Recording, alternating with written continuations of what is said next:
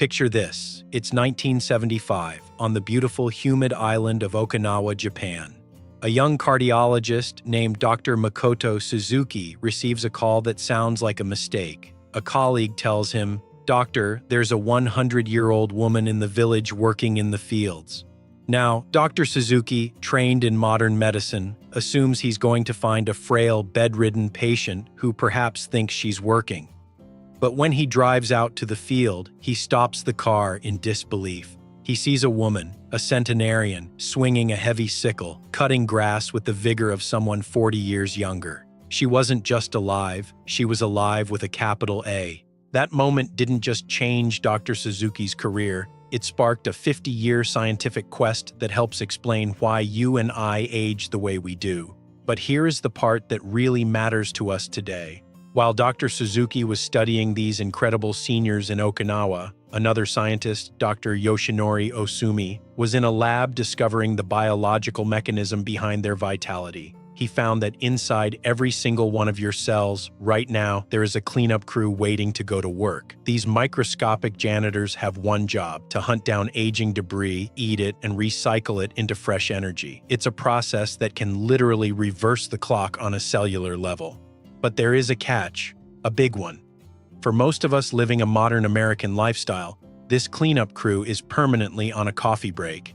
We unknowingly shut them down every single day. In this video, we are going to walk through exactly how these Japanese visionaries cracked the code of longevity. But we're going to go a step further. We're going to look at what modern research from places like Johns Hopkins and the National Institute on Aging says about this process, and I'm going to give you a simple, gentle roadmap to switch that repair system back on, starting tonight.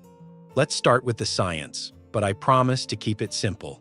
In 2016, Dr. Yoshinori Osumi won the Nobel Prize for discovering autophagy. Autophagy comes from the Greek words auto, meaning self, and phage, meaning eating, literally self-eating. Now that sounds a little scary, but think of it like a kitchen renovation. Over time, your cells accumulate junk, broken proteins, old organelles, and what modern science calls senescent cells, or more commonly, zombie cells. These zombie cells stop working, but they don't die. They just sit there, releasing inflammation that makes your joints ache and your energy crash. Dr. Osumi discovered that when autophagy is activated, your healthy cells act like little Pac-Men. They go around gobbling up these zombie parts and recycling them into brand new cellular machinery. It is the ultimate recycling program. It's not just cleaning house, it's rebuilding the foundation. So why isn't this happening all the time? Because the human body has two main modes: growth mode and repair mode. In science, we call the growth switch mTOR. When you eat, especially protein and carbs, mTOR turns on. It says, build new tissue, store energy. When mTOR is on, autophagy is off. You cannot renovate the kitchen while you're cooking a 7-course dinner. The centenarians in Okinawa had cleaner arteries and lower cancer rates, not because they had better genes, but because they spent more time in repair mode than we do. And they did it through a habit that Dr. Suzuki observed at every meal. They called it hara hachi bu. Before they lifted a chopstick, they would say this phrase. It means eat until you are 8 parts full, 80%. This is profound because it takes about 20 minutes for the stretch receptors in your stomach to signal your brain that you've had enough. In America, we tend to eat until we feel stuffed. By the time you feel stuffed, you've actually overeaten by about 20%. By stopping at 80%, where you feel satisfied but not heavy, the Okinawans were doing something crucial. They were keeping their insulin levels manageable. When insulin stays low, that growth mode switch flips off and the repair mode flips on. They were literally aging slower because they weren't overburdening their system. But there's another hero in this story, a man whose life proved that it's never too late to start. Dr. Shigeaki Hinohara. He helped build the foundations of modern Japanese medicine and lived to be 105. And he didn't just live. At age 100, he was still seeing patients and keeping a schedule that would exhaust a teenager. Dr. Hinohara realized that the digestive system is the master controller of our energy. He noticed that patients with low energy, poor skin, and weak immunity almost always had overworked digestive tracts. His solution was elegant and simple. He practiced what we now call time-restricted eating, long before it was a buzzword in Silicon Valley. His protocol was strict but effective. He finished dinner early, usually by 6 p.m., and he didn't eat his next substantial meal until late the next morning.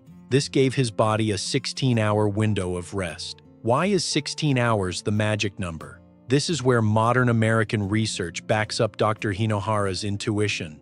We now know that autophagy, that deep cleaning process, doesn't kick in the minute you stop eating. For the first 4 to 8 hours after a meal, your body is just digesting. From hour 8 to 12, your liver uses up its stored sugar. It is only around hour 12 to 14 that the magic starts. That is when the cleanup crew punches in. If you eat a late-night snack at 10 p.m. and then eat breakfast at 7 a.m., you've only fasted for 9 hours. You never gave the crew a chance to show up. Dr. Hinohara understood that by extending that window, he was allowing his body to heal itself every single night. Now I know what some of you are thinking. I can't go 16 hours without eating. I get shaky or I have medication to take. And that is a valid concern. We are going to address how to ease into this safely later on, because you should never stress your body into health. But first, we have to talk about what they were eating, because timing is only half the battle. Dr. Suzuki found that the Okinawans weren't eating the white rice that the rest of Japan was eating. Their staple was the purple sweet potato. This is fascinating because purple sweet potatoes are rich in anthocyanins, the same compound found in blueberries. These compounds are powerful antioxidants, but more importantly, these potatoes have a low glycemic index. They release energy slowly. When you eat foods that spike your blood sugar, like white bread, sugary pastries, or instant oatmeal, insulin floods your system. Remember, insulin is the enemy of autophagy. High insulin slams the door on the repair crew. The Okinawan diet, filled with bitter melon, tofu, seaweed, and green tea, was essentially an autophagy-boosting protocol. Dr. Suzuki also noted their tea rituals. They drank jasmine and green tea all day. Green tea is rich in EGCG, a compound that modern studies have shown can actually induce autophagy, helping the body clear out those zombie cells I mentioned earlier. Plus, the act of sipping warm tea keeps you hydrated and curbs the desire for mindless snacking. Then there was Dr. Hiromi Shinya. He was a pioneer in gastroenterology, the study of the gut. Over his career in both Japan and the US, he performed over 300,000 colonoscopies. He famously claimed he could tell a patient's overall health just by looking at their colon. He found that patients who ate heavy animal proteins and processed foods late at night had what he called stiff and shortened colons. But those who practiced fasting and ate plant-based diets had clean, soft, healthy tissue. He realized that when you constantly stuff the gut, the lining never regenerates. Modern science calls this leaky gut. When your gut lining is compromised, toxins leak into your bloodstream, causing chronic inflammation, or inflammaging, which is now considered the root cause of most age-related diseases, from arthritis to Alzheimer's. By giving the gut a 14 to 16-hour break, you allow those cells to knit themselves back together. So, how do we take this science, these Japanese secrets, and this Nobel Prize-winning research and apply it to your life in a way that feels good? We need to be realistic. You are not going to become an Okinawan farmer overnight. And if you are taking medication for diabetes or blood pressure, you need to proceed with caution and talk to your doctor, because as your body becomes more efficient, your medication needs might actually change. Here is a gentle 4-week cellular renewal plan tailored for our lifestyle. Week 1. The awareness phase. I want you to try the Hara Hachi Bu method. Don't count calories, just slow down. Put your fork down between bites. Ask yourself, am I still hungry, or am I just eating because the food is there? Stop when you feel about 80% full. You should feel light enough to take a walk, not like you need a nap. This simple act lowers that post-meal insulin spike. Week 2. The 12-hour reset. Let's work on your circadian rhythm. This is the body's internal clock. Try to finish your dinner by 7 p.m. and don't consume any calories until 7 a.m. Water is fine, herbal tea is fine. This 12-hour window is manageable for almost everyone. but it's enough to let your liver clear out its glycogen stores. You might sleep better too, because digestion disrupts deep sleep. Week 3, the gentle push. If you feel good, try pushing breakfast to 9 a.m. a few days a week. That gets you to a 14-hour fast. This is where the autophagy starts to flicker on. Now, Dr. Hinohara used to drink vegetable juice with olive oil. That can be great, but for many of us, pure juice spikes sugar. I recommend starting your morning with a large glass of water with a squeeze of lemon and perhaps a tablespoon of high-quality olive oil or MCT oil if your stomach handles it. This stimulates the gallbladder and prepares digestion without spiking insulin.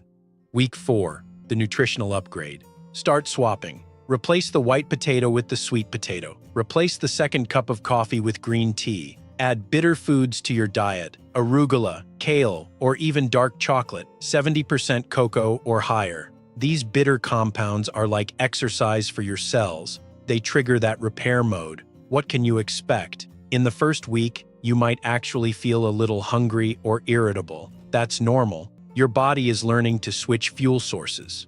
But by week 2 and 3, the brain fog usually lifts. This is what Dr. Suzuki's subjects reported. A clarity of mind. By month 2 or 3, many people report that their joints ache less.